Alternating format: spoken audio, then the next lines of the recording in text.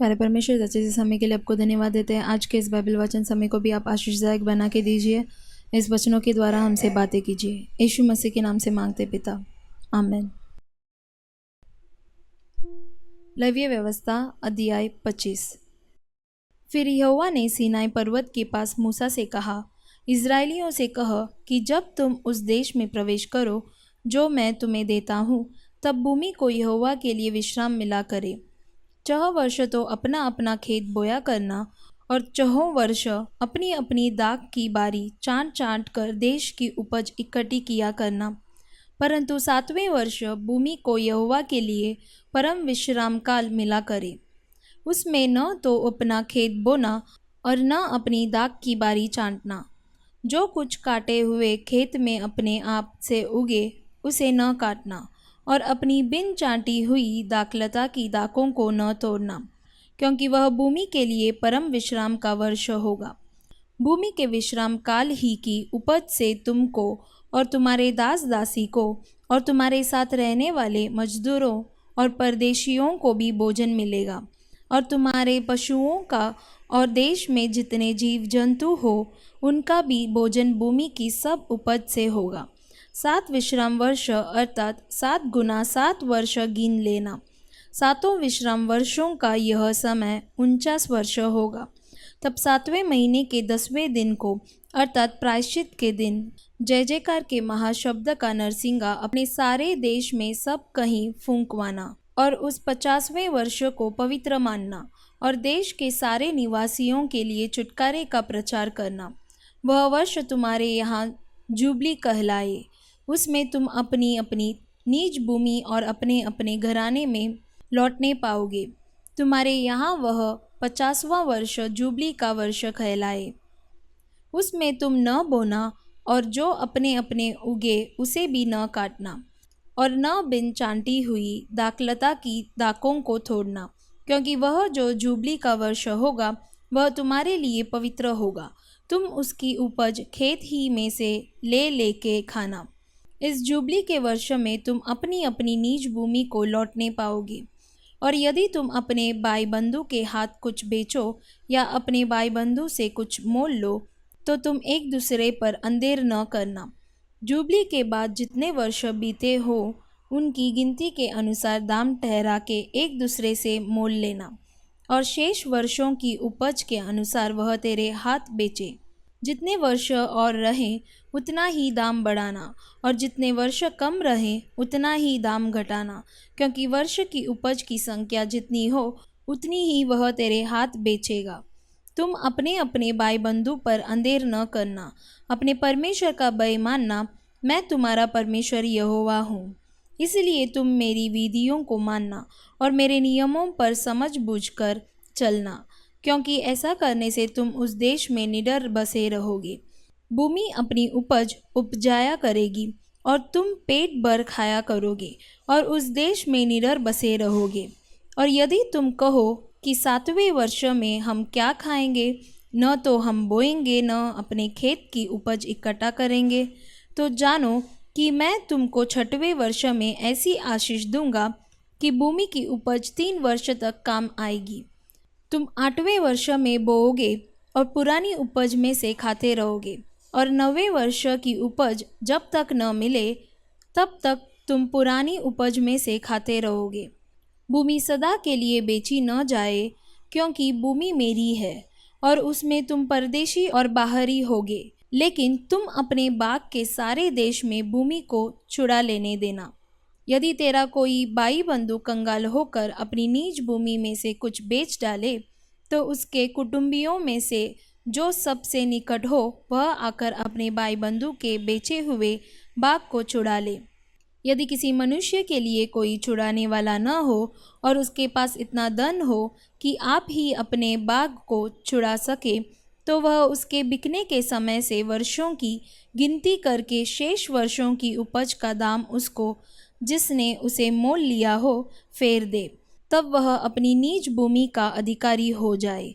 परंतु यदि उसके पास इतनी पूंजी न हो कि उसे फिर अपनी कर सके, तो उसकी बेची हुई भूमि जुबली के वर्ष तक मोल लेने वालों के हाथ में रहे। और जुबली के वर्ष में छूट जाए, तब वह मनुष्य अपनी निज भूमि का फिर अधिकारी हो जाए। फिर यदि कोई मनुष्य शहर पनाह वाले नगर में बसने का घर बेचे, तो वह बेचने के बाद वर्ष भर के अंदर उसे छुड़ा सकेगा, अर्थात पूरे वर्ष भर उस मनुष्य को छुड़ाने का अधिकार रहेगा।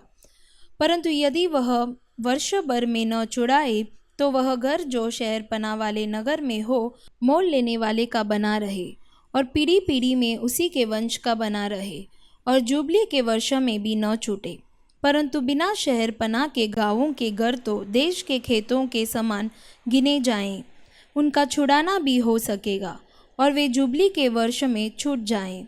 फिर भी लेवियों के निज बाग के नगरों के जो घर हो, उनको लेवीय जब चाहें तब छुड़ाएं।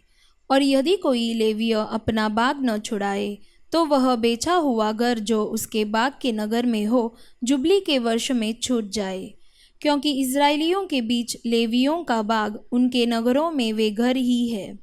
पर उनके नगरों के चारों ओर की चराई की भूमि बेची न जाए, क्योंकि वह उनका सदा का बाग होगा। फिर यदि तेरा कोई भाई बंधु कंगाल हो जाए और उसकी दशा तेरे सामने तरस योग्य हो जाए, तो तू उसको संभालना, वह परदेशी या यात्री के समान तेरे संग रहे। उससे ब्याज या बढ़ती न लेना। परमेश्वर का भय मानना, जिससे तेरा भाई बंधु तेरे संग जीवन निर्वाह कर सके। उसको ब्याज पर रुपया न देना और न उसको भोजन वस्तु लाभ के लालच से देना। मैं तुम्हारा परमेश्वर यहोवा हूँ। मैं तुम्हें कनान देश देने के लिए और तुम्हारा परमेश्वर ठहरने की मनसा से तुमको मिस्र देश से निकाल लाया हूँ। फिर यदि तेरा कोई भाई बंधु तेरे सामने कंगाल होकर अपने आप को तेरे हाथ बेच डाले, तो उससे दास के समान सेवा न करवाना। वह तेरे संग मजदूर या यात्री के समान रहे और जुबली के वर्ष तक तेरे संग रहकर सेवा करता रहे। तब वह बाल बच्चों समेत तेरे पास से निकल जाए और अपने कुटुंब में और अपने पितरों की निज भूमि में लौट जाए, क्योंकि वे मेरे ही दास हैं, जिनको मैं मिस्र देश से निकाल लाया हूँ। इसलिए वे दास की रीति से न बेचे जाएं। उस पर कठोरता से अधिकार न करना। अपने परमेश्वर का भय मानते रहना। तेरे जो दास दासियाँ हो, वे तुम्हारे चारों ओर की जातियों में से हो, और दास और दासियाँ उन्हीं में से मोल लेना। जो यात्री लोग तुम्हारे बीच में परदेशी होकर रहेंगे, उनमें से और उनके घरानों में से भी जो तुम्हारे आसपास हों और जो तुम्हारे देश में उत्पन्न हुए हो, उनमें से तुम दास और दासी मोल लो और वे तुम्हारा बाग ठहरे। तुम अपने पुत्रों को भी जो तुम्हारे बाद होंगे उनके अधिकारी कर सकोगे और वे उनका बाग ठहरे। उनमें से तुम सदा अपने लिए दास लिया करना, परंतु तुम्हारे भाई बंधु जो इजरायली हो, उन पर अपना अधिकार कठोरता से न जताना। फिर यदि तेरे सामने कोई परदेशी या यात्री धनी हो जाए और उसके सामने तेरा भाई कंगाल होकर अपने आप को तेरे सामने उस परदेशी या यात्री या उसके वंश के हाथ बेच डाले, तो उसके बिक जाने के बाद वह फिर छुड़ाया जा सकता है। उसके भाइयों में से कोई उसको छुड़ा सकता है, या उसका चाचा या चचेरा भाई तथा उसके कुल का कोई भी निकट कुटुंबी उसको छुड़ा सकता है। या यदि वह धनी हो जाए, तो वह आप ही अपने को छुड़ा सकता है। वह अपने मोल लेने वाले के साथ अपने बिकने के वर्ष से जुबली के वर्ष तक हिसाब करे, और उसके बिकने का दाम वर्षों की गिनती के अनुसार हो, अर्थात वह दाम मजदूर के दिवसों के समान उसके साथ होगा। यदि जुबली के वर्ष के बहुत वर्ष रह जाएं, तो जितने रुपयों से वह मोल लिया गया हो, उनमें से वह अपने छुड़ाने का दाम उतने वर्षों के अनुसार फेर दे। यदि जुबली के वर्ष के थोड़े वर्ष रह गए हो, तो भी वह अपने स्वामी के साथ हिसाब करके अपने छुड़ाने का दाम उतने ही वर्षों के अनुसार फेर दे। वह अपने स्वामी के संग उस मजदूर के समान रहे जिसकी वार्षिक मजदूरी ठहराई जाती हो, और उसका स्वामी उस पर तेरे सामने कठोरता से अधिकार न जताने पाए। और यदि वह इन रीतियों से छुड़ाया न जाए, तो वह जुबली के वर्ष में अपने बाल बच्चों समेत छूट जाए, क्योंकि इजरायली मेरे ही दास है। वे मिस्र देश से मेरे ही निकाले हुए दास है। मैं तुम्हारा परमेश्वर यहोवा हूँ। आमीन। यूहन्ना अध्याय 1। आदि में वचन था और वचन परमेश्वर के साथ था और वचन परमेश्वर था। यही आदि में परमेश्वर के साथ था। सब कुछ उसी के द्वारा उत्पन्न हुआ और जो कुछ उत्पन्न हुआ है उसमें से कोई भी वस्तु उसके बिना उत्पन्न नहीं हुई। उसमें जीवन था और वह जीवन मनुष्यों की ज्योति था। ज्योति अंधकार में चमकती है और अंधकार ने उसे ग्रहण न किया। एक मनुष्य परमेश्वर की ओर से आ उपस्थित हुआ जिसका नाम यूहन्ना था। वह गवाही देने आया कि ज्योति की गवाही दे, ताकि सब उसके द्वारा विश्वास लाएं। वह आप तो वह ज्योति न था, परंतु उस ज्योति की गवाही देने के लिए आया था। सच्ची ज्योति जो हर एक मनुष्य को प्रकाशित करती है, जगत में आने वाली थी। वह जगत में था और जगत उसके द्वारा उत्पन्न हुआ और जगत ने उसे नहीं पहचाना। वह अपने घर आया और उसके अपनों ने उसे ग्रहण नहीं किया, परंतु जितनों ने उसे ग्रहण किया उसने उन्हें परमेश्वर की संतान होने का अधिकार दिया, अर्थात उन्हें जो उसके नाम पर विश्वास रखते हैं।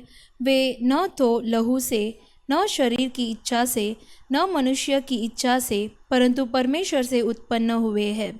और वचन देहधारी हुआ और अनुग्रह और सच्चाई से परिपूर्ण होकर हमारे बीच में डेरा किया, और हमने उसकी ऐसी महिमा देखी जैसी पिता के एकलौते की महिमा। यूहन्ना ने उसके विषय में गवाही दी और पुकार कर कहा, यह वही है जिसका मैंने वर्णन किया कि जो मेरे बाद आ रहा है वह मुझसे बढ़कर है, क्योंकि वह मुझसे पहले था। क्योंकि उसकी परिपूर्णता में से हम सब ने प्राप्त किया, अर्थात अनुग्रह पर अनुग्रह। इसलिए कि व्यवस्था तो मूसा के द्वारा दी गई, परंतु अनुग्रह और सच्चाई यीशु मसीह के द्वारा पहुंची। परमेश्वर को किसी ने कभी नहीं देखा। एकलौता पुत्र जो पिता की गोद में है, उसी ने उसे प्रकट किया। यूहन्ना की गवाही यह है कि जब यहूदियों ने यरूशलेम से याजकों और लेवियों को उससे यह पूछने के लिए भेजा, तू कौन है, तो उसने यह मान लिया और इनकार नहीं किया, परंतु मान लिया, मैं मसीह नहीं हूँ।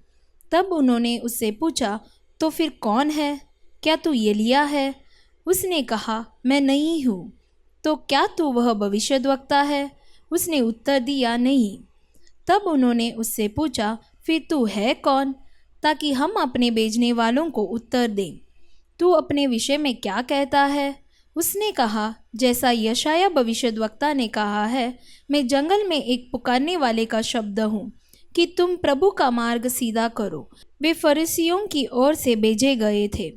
उन्होंने उससे यह प्रश्न पूछा, यदि तू न मसीह है और न एलिय्याह और न वह भविष्यद्वक्ता है, तो फिर बपतिस्मा क्यों देता है? यूहन्ना ने उनको उत्तर दिया, मैं तो जल से बपतिस्मा देता हूँ, परंतु तुम्हारे बीच में एक व्यक्ति खड़ा है जिसे तुम नहीं जानते, अर्थात मेरे बाद आने वाला है, जिसकी जूती का बंद में खोलने के योग्य नहीं। ये बातें यरदन के पार बैतनिय्याह में हुई, जहाँ यूहन्ना बपतिस्मा देता था।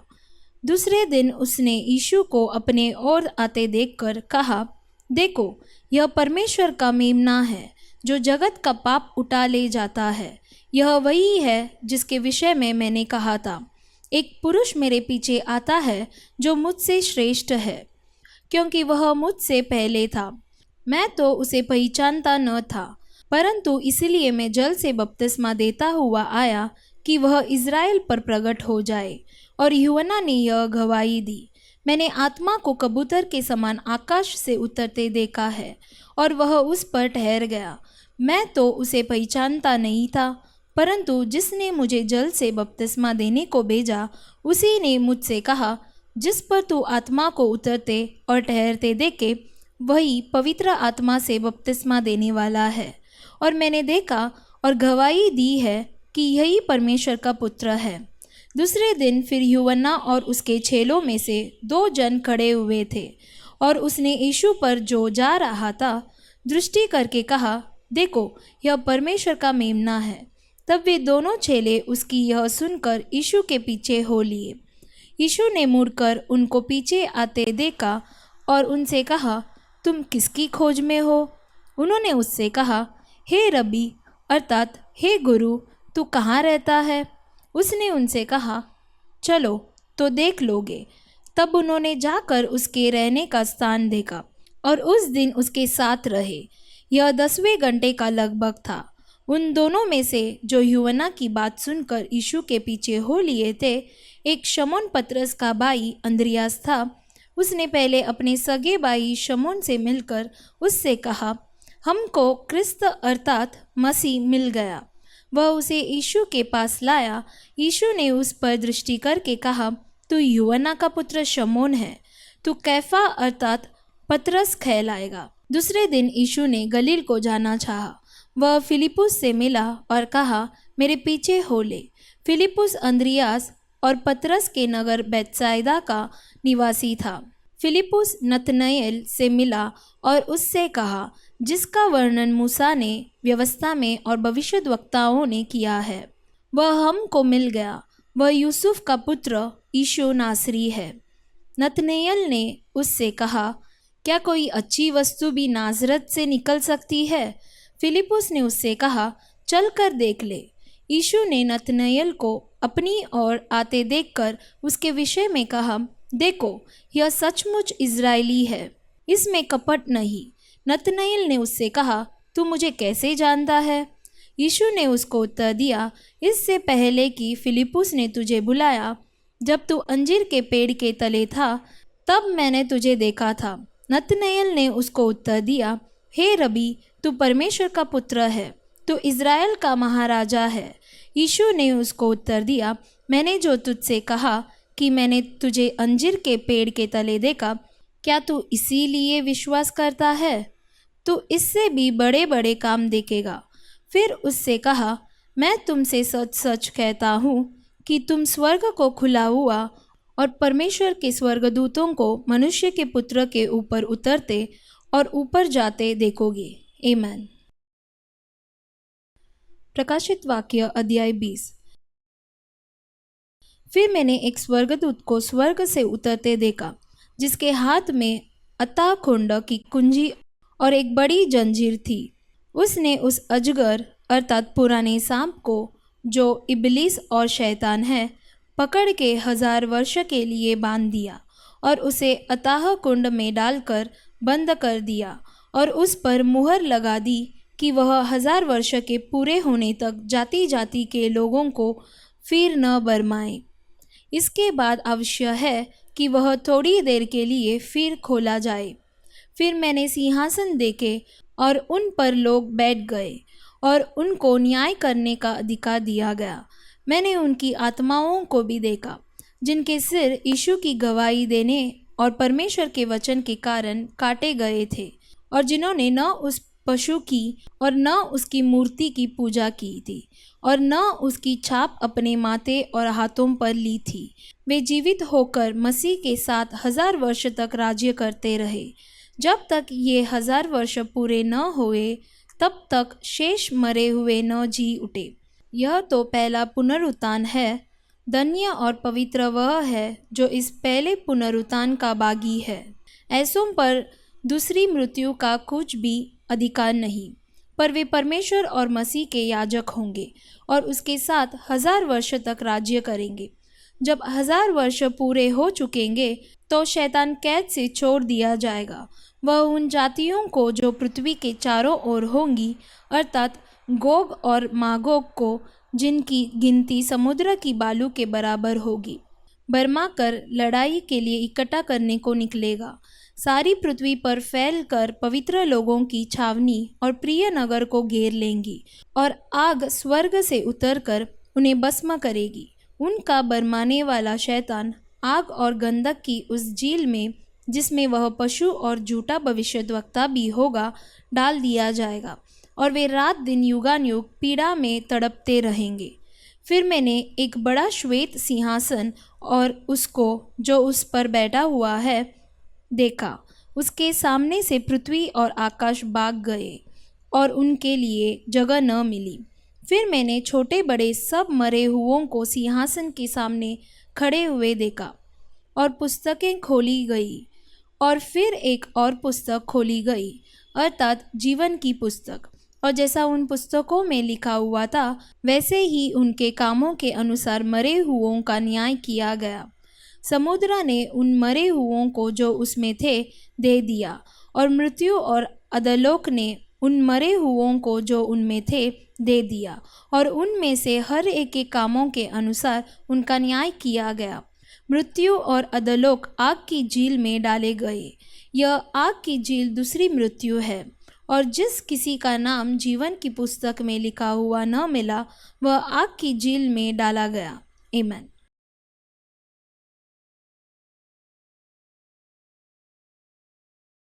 प्यारे परमेश्वर जी, समय के लिए आपको धन्यवाद देते हैं। जैसे हम पढ़े थे, यूहन्ना गवाही देने के लिए आया था, उसी प्रकार परमेश्वर हम भी गवाही बनकर रहने के लिए मदद कीजिए। आपके हाथों में सब कुछ समर्पण करते यीशु मसीह के नाम से मांगते पिता, आमीन। God bless you.